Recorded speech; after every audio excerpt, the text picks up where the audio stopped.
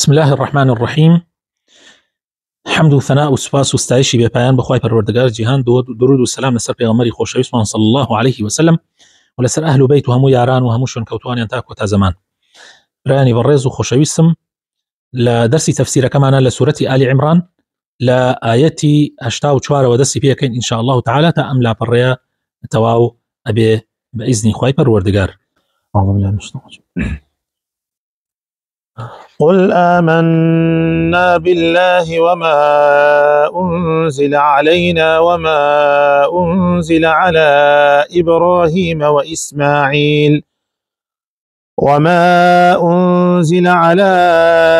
إبراهيم وإسماعيل وإسحاق ويعقوب والأسباط وما أوتي موسى وعيسى والنبيون من ربهم لا نفرق بين أحد منهم ونحن له مسلمون. ومن يبتغ غير الإسلام دينا فلن يقبل منه وهو في الآخرة من الخاسرين. كيف يهدي الله قوما كفروا بعد إيمانهم وشهدوا أن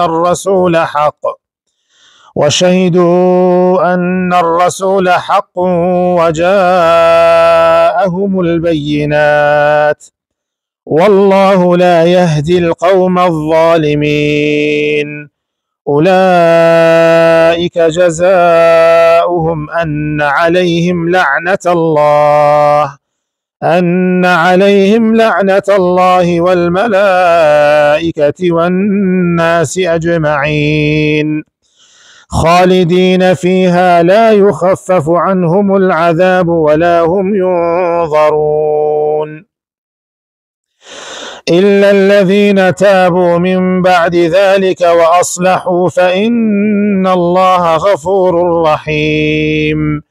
إن الذين كفروا بعد إيمانهم ثم ازدادوا كفرا لن تقبل توبتهم وأولئك هم الضالون. إن الذين كفروا وماتوا وهم كفار فلن يقبل من أحدهم ملء الأرض ذهبا ولو افتدى به أولئك لهم عذاب أليم وما لهم من ناصرين. لن تنالوا البر حتى تنفقوا مما تحبون وما تنفقوا من شيء فإن الله به عليم. خوای پەروەردگار پاداشتی خێرت بات یا ربی.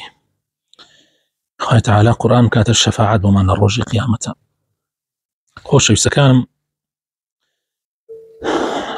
ئایەتی ژمارە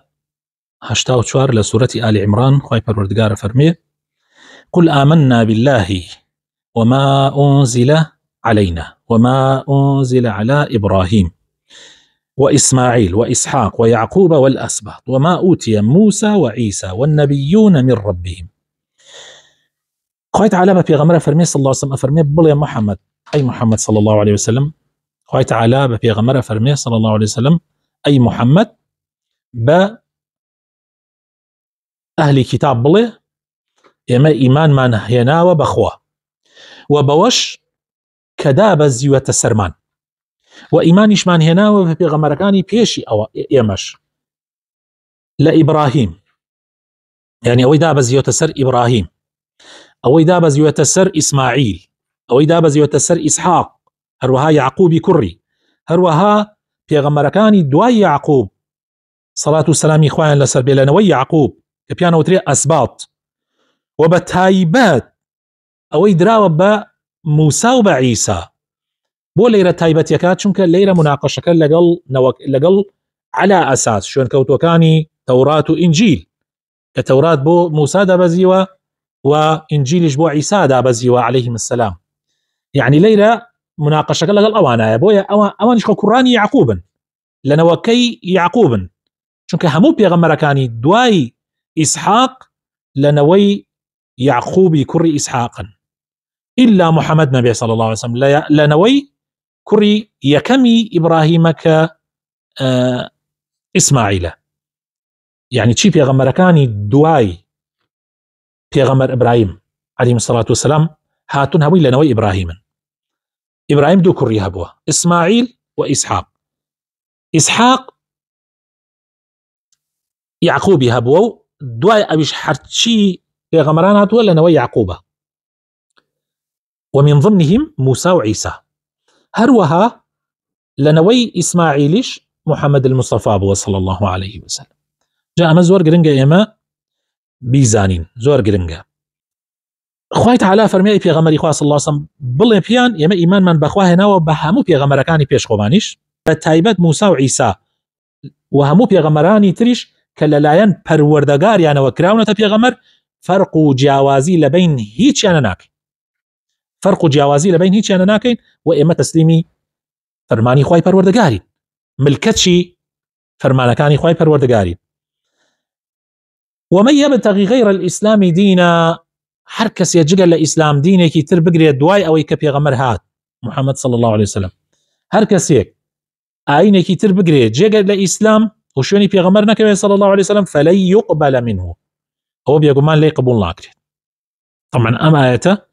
لە دوای ئەو هەموو تەمهیدە ئەو هەموو ڕێخۆشکردنە هات کە تەکید دەکاتەوە لەسەر بێ ئیمان بە پێغەمبەر بێنن صلی الله عليه وسلم.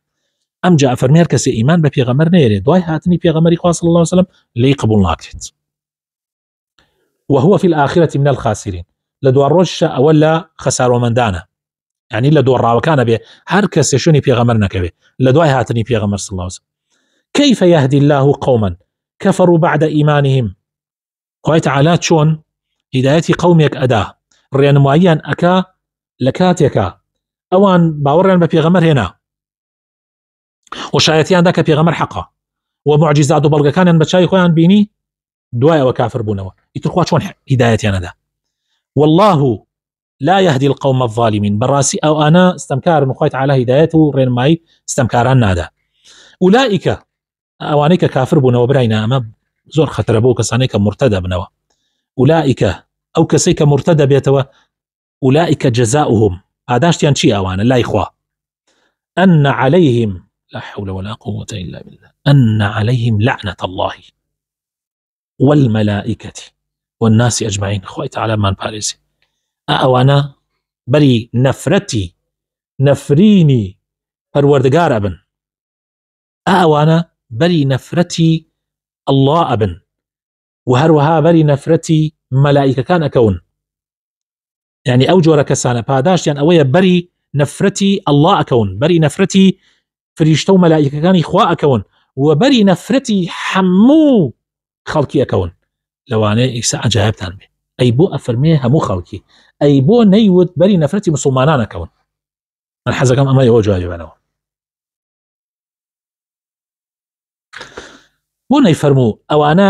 پاداشتیان ئەوەیە بەری نەفرەتی خوا و مەلائیکەکانی خوا و مسلمانان ئەکەون فەرمووی ئەوانە بەری نەفرەتی خوا و ملائكة خواو همو خلقي أكون همو خلقي يعني كافر ومسلمان. سري بارداركان شخصان بس سري بارداركان شخصان زرد يعني بو بارداران بو كافر الناس نكر خطير نكر بارداران زرد ما وصل حديثنا كفرنا ويقول بقى كسيشيو خوش الملائكة كان هم خوشان وخاطش خوش جدا مش خوي يقول الله نحلتها نحلت الملائكة وخلق جفوا يبغى بس بو فربيه همو خلق يبغون يفرموا تنيا مثلا بلي نحنتي مسلمان شو ديه مسلمان قال زماني أمريكا كيشوا قال مش معهم بيته وقرابته والدين يخوي دخل معهم ناشين تنادى دخل معهم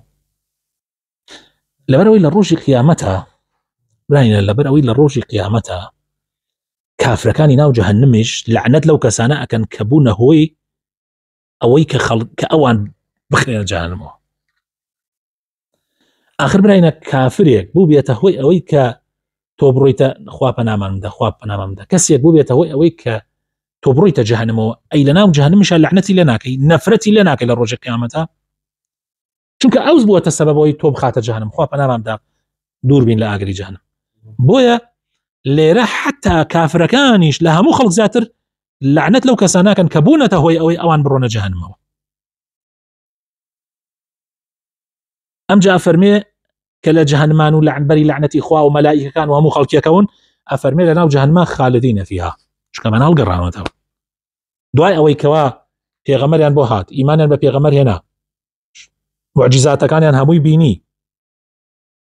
و ئیمانیان هێنا دوای کافربوونیان ئینجا هەڵەگەڕێنەوە بەسەر کافربوونیان ئەوانە بەڕاستی هەرگیز بەهەشت نابیننەوە خالدینە فیها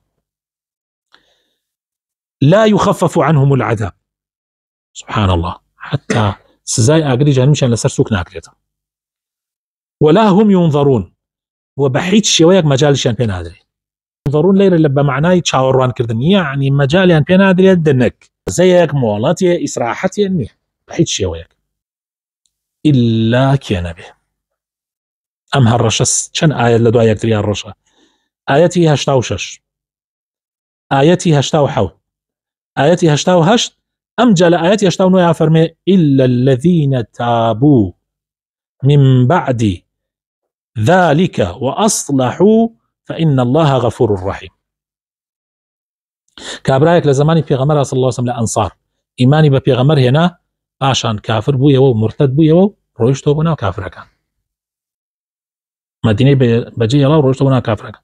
ما ويك أم جلدو أو بيري كردو هات أخويا وزور بشيمان بويا نيزاني شبك خبري نار بقى ومكي وتيان داولا پیغمبر بكا صلى الله عليه وسلم بزان مجالي هي توبة بكا وقررتها الله تعالى ما يتدى بزان طبعا أولا إمام النسائي قررتها للسنن النسائية فرمي الله تعالى أم آياتي دا بزان دخوار وك إلا الذين تابوا من بعد ذلك دعاء أو توبة بكن دعاء أو غلطيك كرديان أم جاء توبة بكن وأصلحوا ودس كان بچاك سازي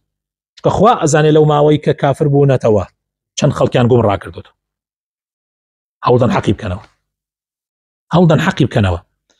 فإن الله غفور رحيم مراسي خواي پروردگار ليبرده وببزيشه أما نخوش بسكان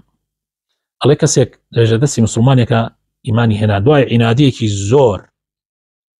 الله بيدين بو خو طبعا لا أصلا باتك مسلمانا دعاء بو ملحدو نوزدكس تعيبت نوزدكسي لإسلام در كردو كرديا كافر طبعا لإسلام أو كسانة شارزايكي زورا لإسلام نبو أم تواني هلا خلطينا بيان قريتو بيان كابا كافر بيان كابا كافر ملحد الله دواي أوي توبة كرت طبعا لجدسي ما مسايكي زور بالرزا توبة كرت الله كتوبة كرت ترحبويا بيروز بايان ليه كرت وتي من بيروز بايم ناوي يعني بيروز بايم استا ليه مكان وتي استا بيروز بايم ليه مكان كاتي بيروز بايم ليه مكان كمن بتوانم نوزدكس لإلحاد وبيان مناو إسلام أو جا بيروز بايم ليه مكان كمن حقي أو بكموك كردم بويا چاک سازی واتە چاکەکاری بانگەواز بۆ حەق پێویستە لە دوای ئەوەی کە تەوبەت کرد چونکە تۆ لەوانەیە خراپەیەکی زۆر زۆرت کردبێ پڕی کردەوە و ئەتبعی السەیئەة الحەسەنە تەمحوها يبدل الله سيئاتهم حسنات جا زۆر گرنگە إن الذين كفروا بعد إيمانهم بەڕاستی ئەو کەسانەی کە بێباوەڕ بوونەوە دوای ئیمان هێنانیان وپەناماندا ثم ازدادوا كفرا كابرا إيمان يناو بعيسى أم جا كافر بيتوا أم جا دواء أو إيمان ببيغمر جنايني ودجايتي بيغمر محمدك صلى الله عليه وسلم يعني ثم ازدادوا كفرا يعني كافر يقي زيادك لن تقبل توبته توبة يعني قبول ناكري بهيج شيويك حتى إيمان ببيغمرنا ين صلى الله عليه وسلم ونين سر يبازكي كل ما هو تفسير يكن وأولئك هم الضالون سيك يعني بتشي لفظ إخوة تعالى باسك براسي أوانا لزور قمرا بوكان أوانيك توا وغرق بون لنا وقمراية ضالون يعني إتر كابراواتاني إيش مجالي قمراي لوزيات النماو فول گمڕابوون. إن الذين كفروا بەڕاستی ئەوانەی کە بێباوەڕ بوون. ئاەتی 91 لە سورەتی آل عمران. إن الذين كفروا وماتوا وهم كفار. بەڕاستی ئەوانەی کە بێباوەڕ بوون پاشان مردن لەسەر بێباوەڕ بوون. فلن يقبل من أحدهم ملء الأرض ذهبا ولو افتدى به. لێیان وار ناگیرێ لە هەر یەکێک لەوانە، لێیان وەرناگیرێ ئەگەر بە قەدەری هەموو زەوی، ئەگەر هەموو زەوی ببێ بە دەفرێک، ببێ بە جامێک، هەر هەموو پڕی ئەو دەفر و جامە کە زەویە بە قەدەر هەموو کوڕەی زەوی دەفرەکە گەورە بێ، هەمووی پڕ بێ لە ئاڵتونی ئەوان، ئاڵتونەکە مڵکی ئەوان بێ، هەر هەمووی ببەخشن لە پێناوخوا مادام لەسەر بێباوەڕی مردن. پێش مردنیان بەڵێ تەوبە بکەن خوای تەعالی لیان قبوڵەکە، بەڵام دوای مردنیان ئەگەر پڕ زەوی ئاڵتونی ئەوان بێ و هەر هەمووی ببەخشن خوای تەعالا لیانی قبوڵ ناکە. ولو يفتدى به، يعني ئەگەر هەمووی بداتە، يعني فدیە ئەڵێ بیدات لە باتیە بۆ ئەوەی ڕزگار ببێ. فدیە يعني ئەوەیە شتێک لە باتی شتێ بەی لە باتی ئەو بێ باوەڕبوونیان پڕ زەوی ئاڵتون لەو کاتە طبعا کەس مڵکی هیچ خاوەن هیچ نییە لە قیامەت، طبعا ئەو مردووە وانە يعني هیچی نییە، بەس ئەگەر هەشی بێ وایش بواە ئەزەویش هەمووی مڵکی ئەوان بواە، يعني زەوی هەمووی بکرێ بە دەفرێ، بکرێ بە جامێ و پڕی لە ئاڵتون بێ و ئاڵتونەکە مڵکی ئەوانیش بواە، خوای تەعالا لیانی قبوڵ ناکرد، بیاندایە بە فدیەی ڕزگاربوونیان لە ئاگری جانم، مەجالی تیانە. أولئك لهم عذاب أليم، بەڕاستی ئەوانە سزایەکی زۆر بە ئازاریان بۆ هەیە، وما لهم من ناصرین. کەسێ بگاتە فریایانە، کەس هەیە بێ پشتیوانیان نییە، والله کەس ناتوانێ ببێ بە پشتیوانیان. ڕۆژی قیامەتە ئەڵڵا محاسبە ئەکا کێ ئەوێرێ لە بەردەم ذاتی ئەڵڵایە، يعني قسەیە بکە لە بەردەم ذاتی ئەڵڵایە قسەیە بکە، قسەکەش چی بێ؟ دیفاع بێ لە کێ؟ لە کەسانێکی ستەمکاری کافری بێ باوەڕی خراپەکار، يعني کی ئەتوانێ بێ من پشتیوانتانم؟ کەس ناتوانێ. ئەبینی خوای پەروەردگار لەم چەند ئاەتەیە کە تەفسیرمان کرد کافرەکان ئەکا بە سێ بەش، کافرەکە بە سێ بەش، بەشێکی تەوبەیەکی ڕاستەقینەیان کردووە و سوودی پیان گەیان کە وەکو ئەو کابرایی کە لە ئەنسار هەڵگەڕایەوە دوای تەوبەی کردەوە، إلا الذين تابوا